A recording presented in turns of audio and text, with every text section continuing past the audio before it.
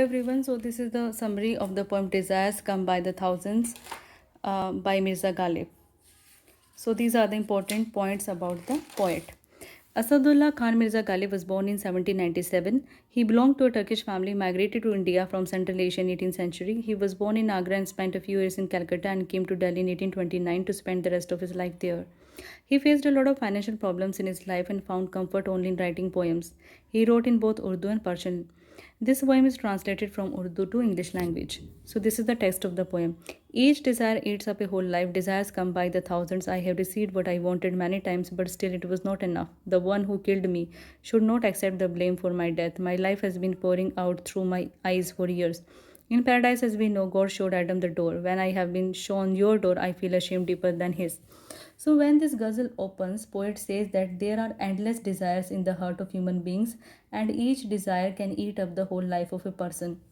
In the next lines, poet says that he received so many times what he wanted in his life, but that was not enough and sufficient for the poet, and he kept on wanting for more and more. In the next lines, poet says that his beloved should not accept the blame of his death because it is she who has actually killed him. Next, poet says that he has wasted his life year after year, and it seems to him that his entire life got spent by pouring out tears of sorrow and unfulfillment from his eyes. In the next lines, poet says that he has heard that Adam was expelled from heaven by God, but poet says that he felt much more humiliation and shame than Adam when he was expelled from the streets of his beloved.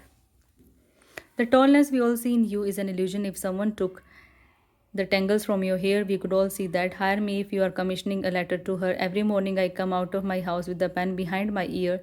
These days people point at me and say, This is true wine drinking. It must be time once more for Jamshed's great cup. I am always asking others to sympathize with my pain, but it turns out that they are worse off than I am. For devoted lovers, living and dying are about the same. So, in these lines, poet says that the secret of his beloved's tallness will be exposed when her curly hairs will be straightened up. So, her tallness is merely an illusion.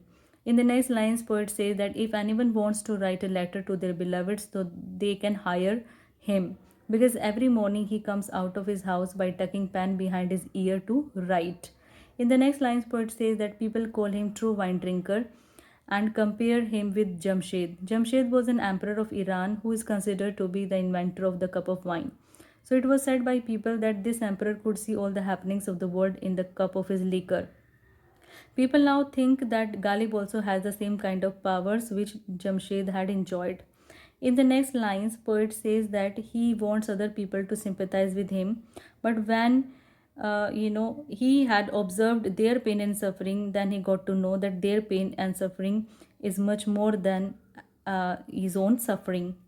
In the next lines, poet says that true and devoted lovers, for true and devoted lovers, life and death don't make any difference and are same. Come to the next lines.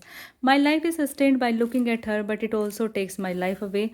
For the love of God, please don't lift the curtain over the Kaaba. Perhaps in that spot we may find an ordinary stone. The mullah and the tavern door seem to be two separate things, Ghalib, but I did notice that he was entering yesterday as I was leaving. So, in these lines, poet says that a lover can be alive to see his beloved's face, and he can also die by just looking at his beloved's face. So, in the next lines, poet asks people not to lift the curtain from the Kaaba, which is a holy place in Makkah where Muslims go to pray, because poet says that there is a possibility that an ordinary stone is lying there. So, poet wants this stone to be hidden for the sake of God and for the sake of all people.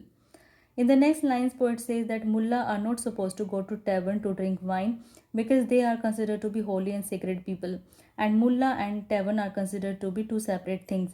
But poet has noticed a mullah entering the tavern when he was coming out. So here poet exposes the shallowness and hypocrisy of mullahs who don't practice what they preach in their lives and are engaged in all sorts of vices. And here the poem ends.